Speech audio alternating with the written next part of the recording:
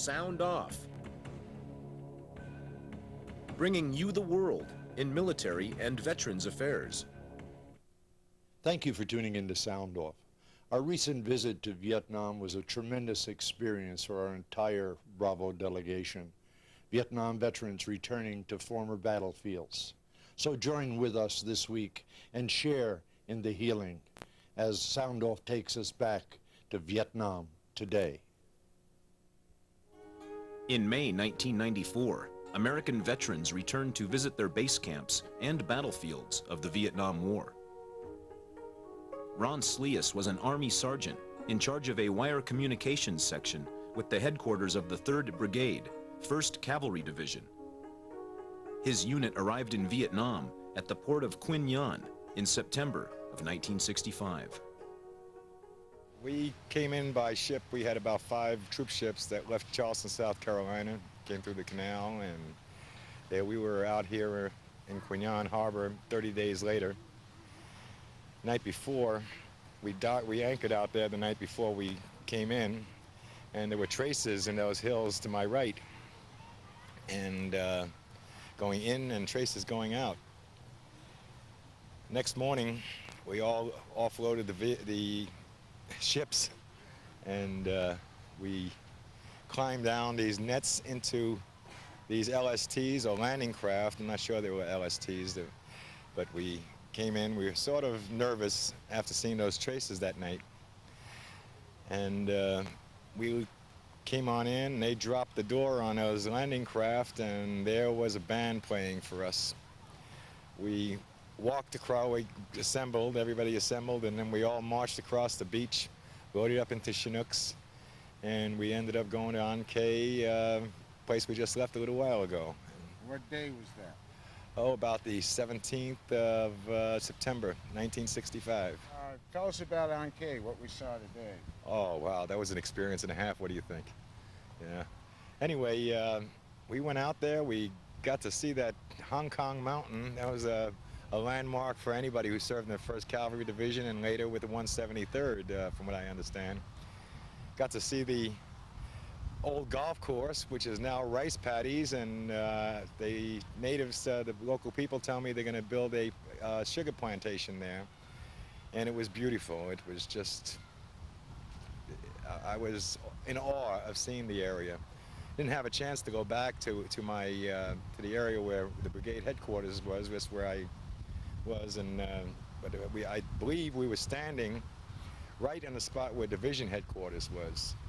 And I recognized the area where they had the USO show with Martha Ray. I happened to miss that show, but I remember her being there. And just seeing those rice paddies scattered across the golf course was really something else. It's hard to explain my feelings about it. I'm going to be thinking a lot about it. I haven't walked on a rice paddy in ages. This is unbelievable, being back here. Walk through here. It was somewhere right around here. Oh, God.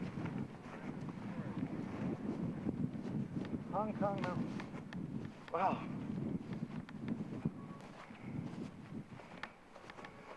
I've walked this area before, laying wire across this place. I can't believe I'm here again. Oh. And there. That was when my company, my brigade was. I was with the 3rd Brigade, and with my communications wire, I laid wire all over the place. Yeah. We had our helicopters out in here, yeah, and many, many helicopters. Yeah.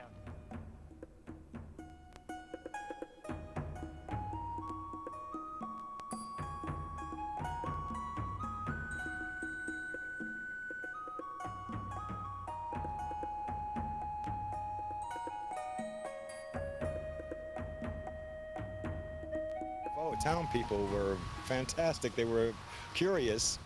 They mobbed us, and it was a great feeling. We ran into a lady who had a little shop there. We stopped for a Coke, and she was 16 years old when we came into An Khê, and she remembered us. She described the horse and the big yellow patch, And that was a good feeling. And the big thing was to meet this Amerasian boy. This is Hong, Amerasian, here in the village of Ankei. And it's such a thrilling moment to be here and to see this strong, good-looking young man here. He's getting ready to come to the United States soon. He's waiting for his passport for his wife. And I hope he'll be very successful in America.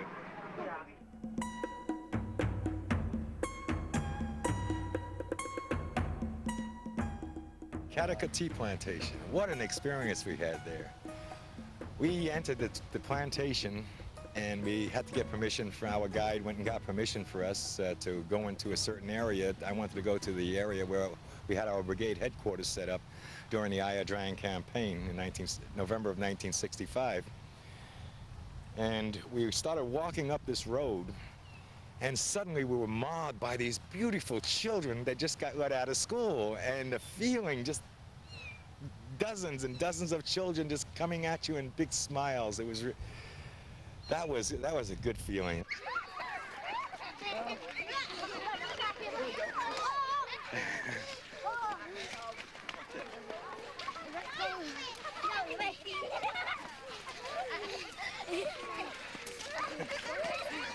This is great. I love it.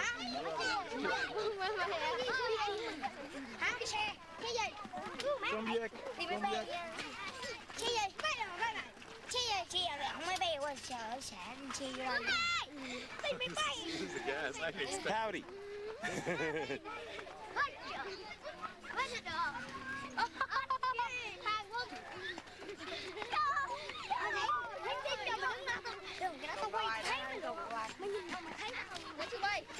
They chopped some of those pine trees.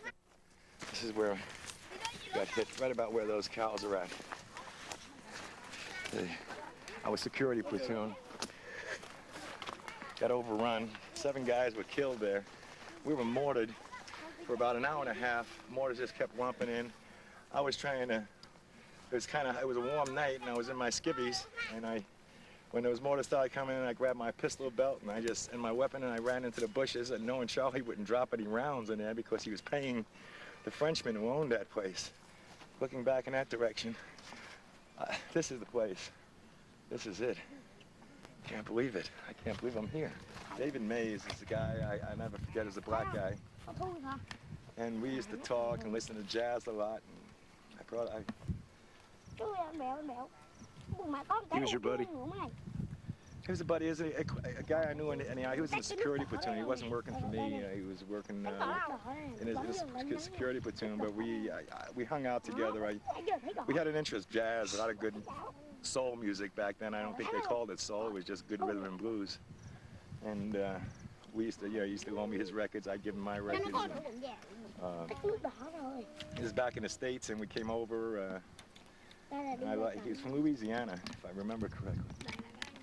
And it was a sad moment. It was the first time I've seen any of our dead. I've seen a lot of the Viet Nam out there, and to load those bodies, and I just didn't want to see them dumped on the truck. We loaded them gently, and I was there, and and that was the last time I saw David. Oh, no. Just pressing my butt. We all went back to Pleiku after the fight was over in the Ia Drang, and went back. But that's this trip we had today, or yesterday in Pleiku, brought back a lot of those memories. During 1965 and 1966, I served as a member of the Pleiku Sector Advisory Team. Our area included all of Pleiku province of Vietnam. I was quite happy in October of '65 to see Ron Sleeis and the other members of the 1st Cavalry Division come to town.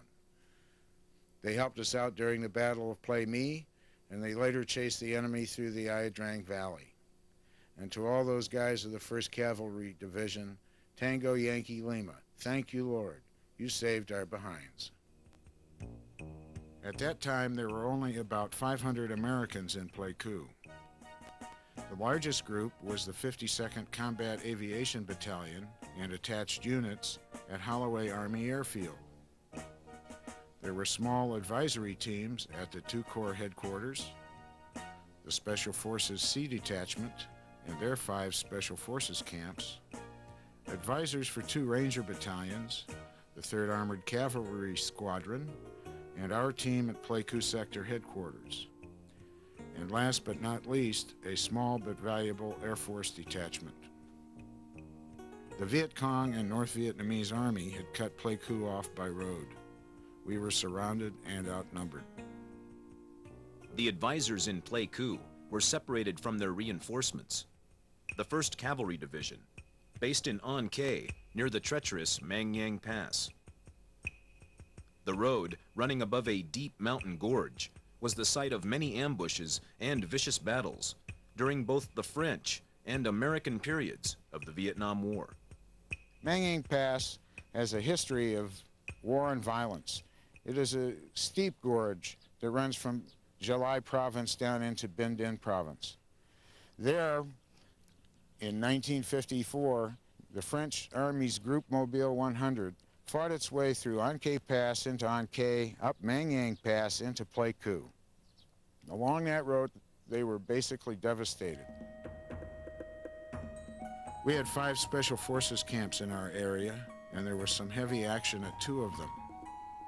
The camp at Duco on the Cambodian border was under siege for 2 months until relieved in August by an ARVN task force and a few advisors. The U.S. Air Force and the 173rd Airborne Brigade supported the operation. Norman Schwarzkopf was an advisor with the ARVN Airborne Brigade there. The Pleiku Special Forces Camp was the focal point of a change in America's participation in the Vietnam War. In a way, it was a graduation exercise for the advisory effort. The North Vietnamese 33rd Regiment attacked Pleiku on October 19th with mortar, recoilless, and machine gun fire. Anti-aircraft guns ringed the camp and shot down almost a dozen fighters, bombers, and helicopters. But the U.S. Air Force kept the camp supplied by parachute drops. Charlie Beckwith's Delta Force sneaked in through the enemy positions and reinforced the camp. The North Vietnamese Army's 32nd Regiment lay in wait to ambush the ARVN relief force of 2 Ranger battalions and infantry battalion, the Armored Cavalry Squadron. But we had figured out the enemy plan and attacked their ambush position, which resulted in a night-long battle with heavy casualties on both sides. In the closing days of the battle, Senator Edward Kennedy stopped by to visit some refugee camps near the Katakati plantation, and he was escorted by our senior advisor, Lieutenant Colonel Ed Smith.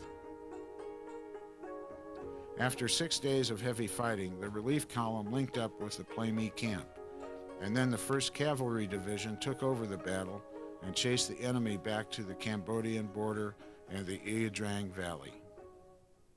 I arrived in Pleiku City in September 1965 and was assigned to the Pleiku Sector Advisory Team. There I was the operations advisor. I worked with a man named Quang. Captain Quang and I were the same age, our families had similar backgrounds, and we got along quite well. He and I became dear friends. We had 2 houses, one for enlisted men, one for officers. Sometimes we had visitors, like some National Football League players who stopped by to spend the afternoon with us. We just happened to be dedicating our houses to 2 advisors killed earlier on June 1st, 1965, Major Dibbert and Master Sergeant Robbins. Thanks, guys. Revisiting Pleiku, a lot of things have changed. The city has grown from about 100,000 to about 760,000. I estimated it was about 10 times bigger, but it is really grown. There's a lot of work going on there. We looked around from my house that we lived in, the advisors. We had a house for the officers and a house for the NCOs. We couldn't find them. Finally, we found the old province headquarters, which is now the People's Committee building. And down the street from there, on the corner where our house was, is the new water department for July province. They have a water campaign going on to bring water throughout the city to all the residents.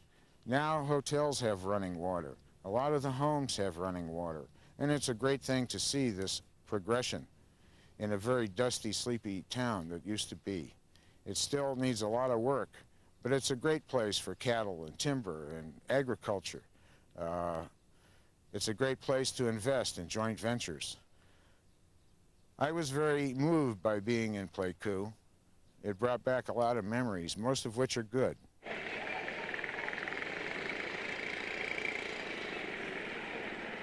What a neat thing.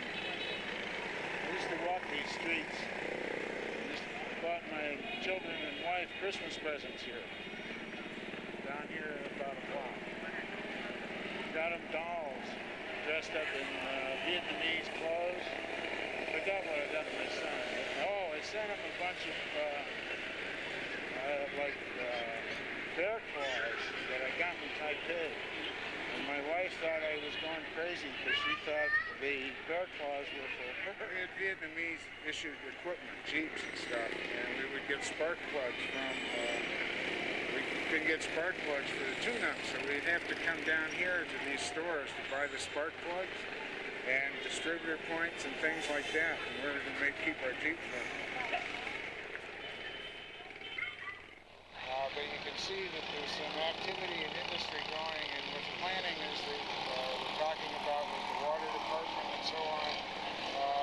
I would say in another 5-10 years that this will be a very nice place to visit. And invest and in work.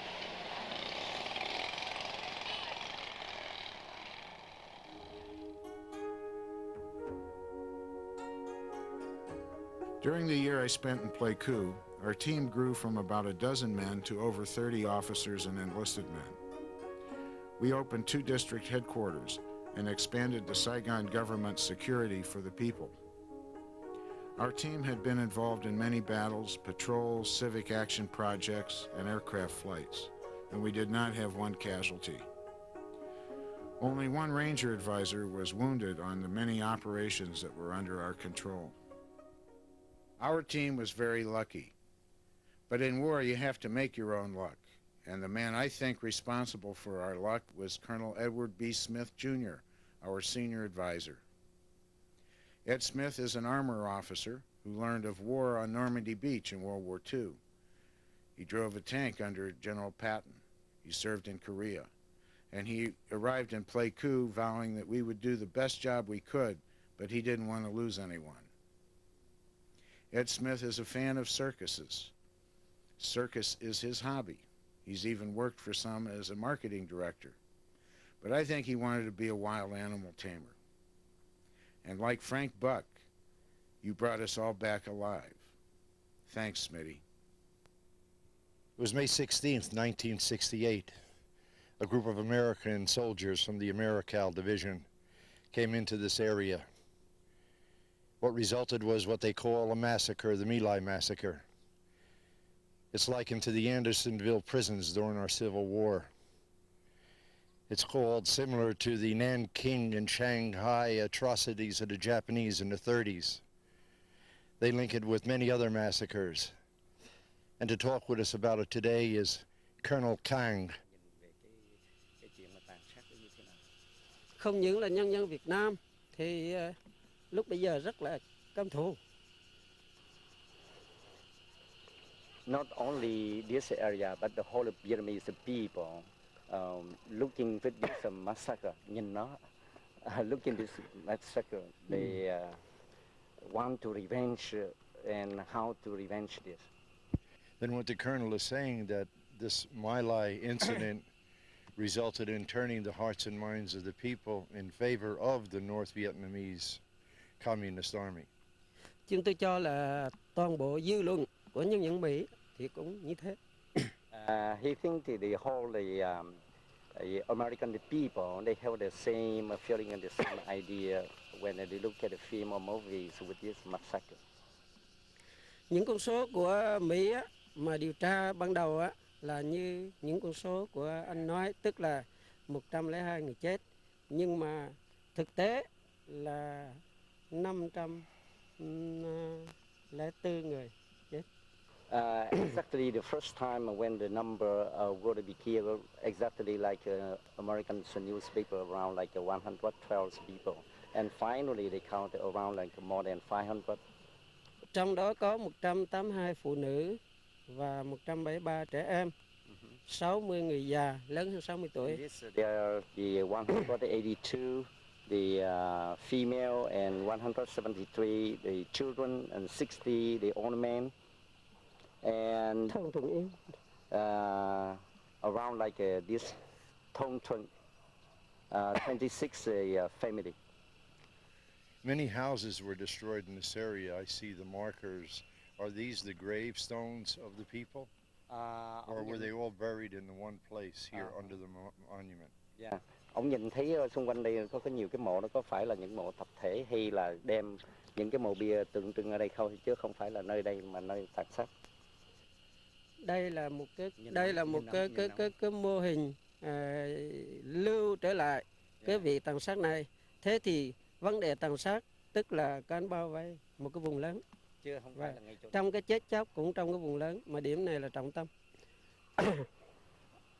He explained that this area is the main point for the place massacre, but the whole area not just only this place. Do dư luận của Mỹ cũng lên án cái vụ thảm sát này, cho nên tòa án Mỹ mới xử cái vụ án này, đưa ra ánh sáng để xử Trung úy Calais.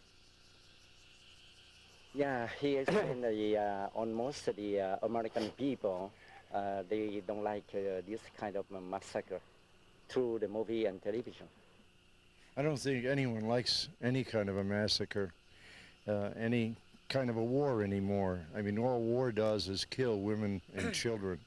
Soldiers, we don't mind dying, but we don't want to kill women and children anymore.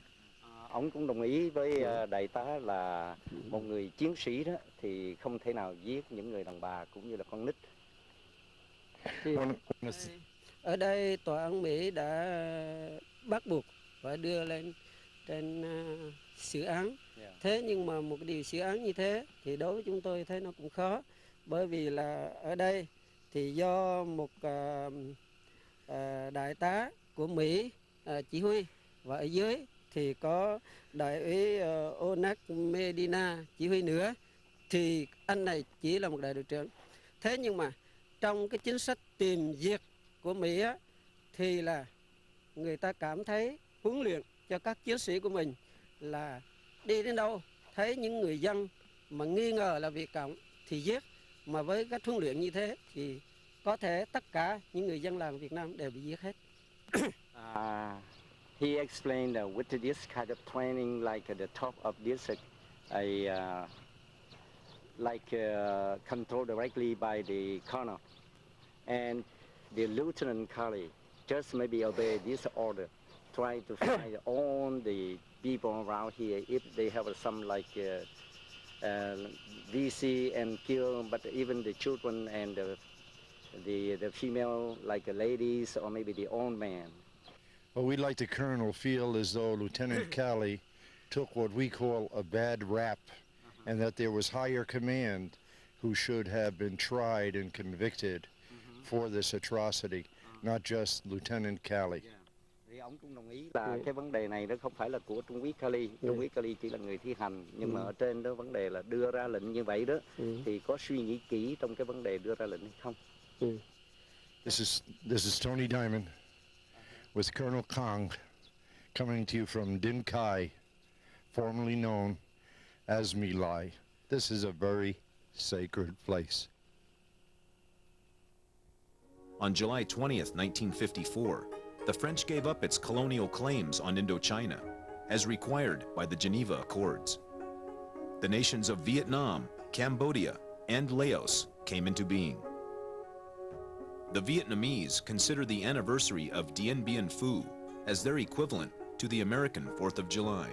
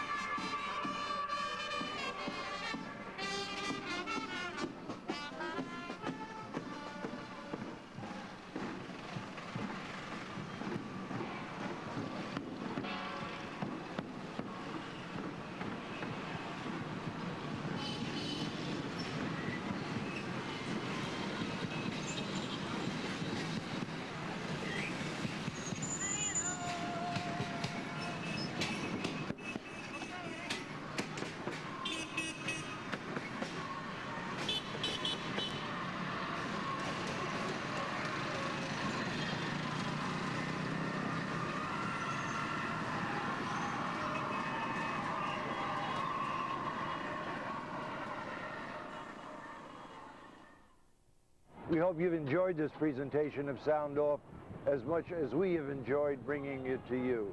We've really enjoyed our stay here in Hanoi, Vietnam. More than the stay, we've enjoyed the warm reception of the people and the many kindnesses extended to us. They've been looking for Americans to come back here for a long time, and we're one of the first to come back to share with them a new experience, an experience that some of us feel should have happened a very, very long time ago. We want to thank everyone who has helped us to make this production possible, and we'd also like to thank this public television station for helping make Sound Off available to you. We ask you to support this station, and remember, we're coming to get you. If you know a vet, help a vet. Tell them to tune into Sound Off. And yes, God does love us.